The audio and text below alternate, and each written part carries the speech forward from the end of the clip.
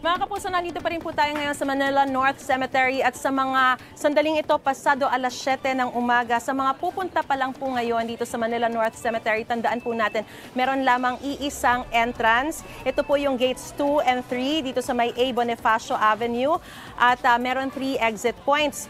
Makikita nyo po, kanina pinakita namin na mahaba na yung pila doon sa mga entrada. Sa mga sandaling ito, nakikita rin po natin, mahaba rin po yung pila dito sa looban. Ito pong pila na ito ay yung mga sasakay ng e-trike.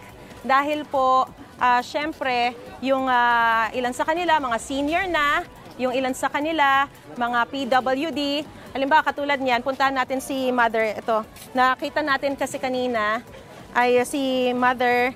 Nay, nakita ko po kayo nag-aabang sa e-trike po. Alright, kayo po ay talagang taon-taon bumibisita. Kahit po naka-wheelchair po kayo, medyo hirap po yung sitwasyon. Hirap talaga. Bakit po nais pa rin natin talagang makadalaw?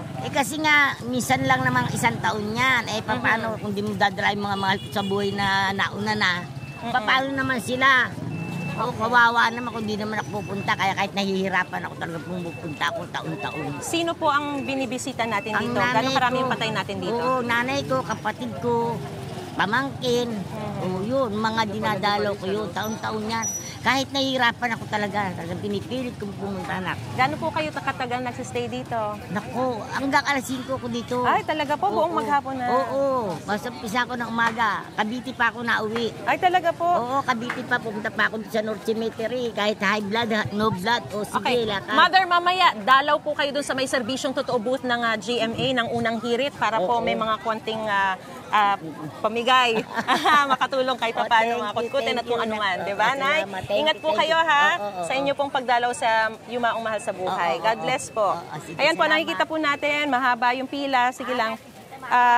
Sige, Mother, syempre, nakita naman po natin, kayang-kaya natin maglakad, pero sasakay pa rin po tayo sa e-trike. Bakit po natin sasakay pa rin tayo sa e-trike? Malayo po ba yung punto?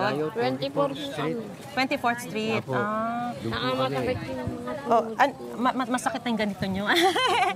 Pero ito po ay libre, no? Yung e-trike. So, gaano po kalaking tulong yan para sa inyo? malaki pong tulong sa amin yung kasi ang layo ng lalakarin namin. Alright. Kahit paano, hindi ganun sasakit yung paa. Talagang sinasabay nyo na November 1, kahit na maraming tao yung pumupunta sa Hindi pa nga sementeryo? ganito noon, minsan nagpunta kami talagang siksikan. At least kahit pa paano mas okay ngayon? Opo, Okay. maluwag-luwag pa. Kasi maaga-aga pa, Kaya no? nga po. Kaya nga maaga kami nagpunta para hindi ganun masikip. Okay. Ingat po tayo, Mother. Salamat po. Tay, ingat po, ha?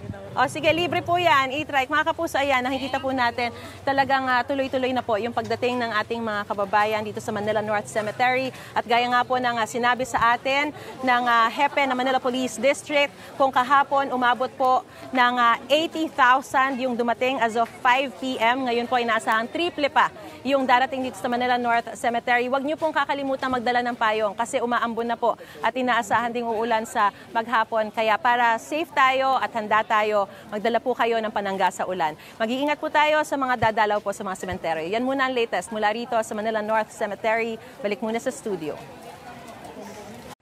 Mga kapuso, para una ka sa mga balita, mag-subscribe sa GMA Integrated News sa YouTube. Sa mga kapuso abroad, subaybayan niyo po kami sa GMA Pinoy TV at sa www.gmanews.tv.